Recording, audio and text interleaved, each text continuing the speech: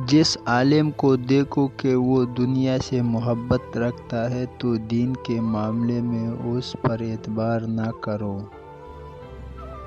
جس پر نصیحت اثر نہ کرے وہ جان لے کہ میرا دل ایمان سے خالی ہے۔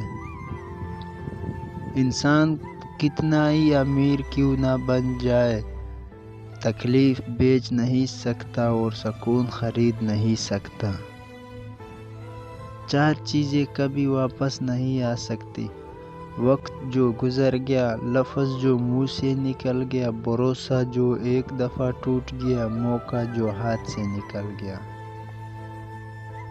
زندگی میں کبھی ان لوگوں کو کھونے کی غلطی مت کرنا جن کی آنکھیں آپ کے لیے روئی ہو، جن کے لبیں آپ کے لیے دعا گو رہے ہو، جن کا دل آپ کے لیے تڑپا ہو، کیونکہ ایسے نقصان کا بھی ازالہ ممکن نہیں۔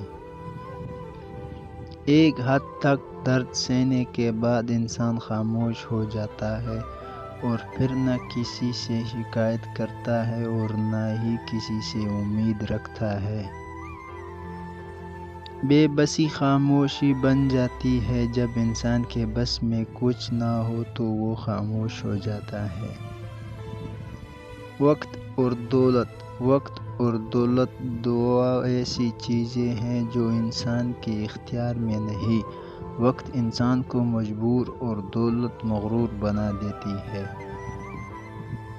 اپنی جوانی کے دھوکے میں مت آنا کہ یہ عنقریب تم سے چھین لی جائے گی۔ گلاب جنت کے پھولوں کا سردار ہے۔ ہر انار میں ایک دانہ جنت کا ہوتا ہے۔ جو شخص میری خوشبو سونگھنا چاہتا ہے اسے چاہے گلاب کا پھول سونگھ لے۔ محمد صلی اللہ علیہ وسلم۔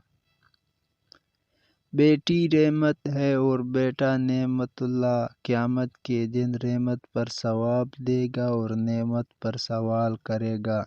بہت خوش نصیب ہے وہ عورت جس کی پہلی اولاد بیٹی ہو۔ زندگی میں 2 لوگوں کا بہت خیال رکھو، ایک وہ جس نے تمہاری جیت کے لیے بہت کچھ ہارا ہے یعنی تمہارے باپ، ایک وہ جس نے تمہاری ہار کو کبھی جیت کہا یعنی تمہاری ماں۔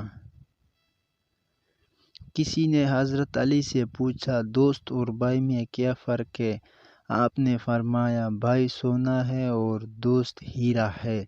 اس آدمی نے کہا، آپ نے بھائی کو کم قیمت اور دوست کو قیمتی چیز سے کیوں تشبیہ دی؟ تو آپ نے فرمایا،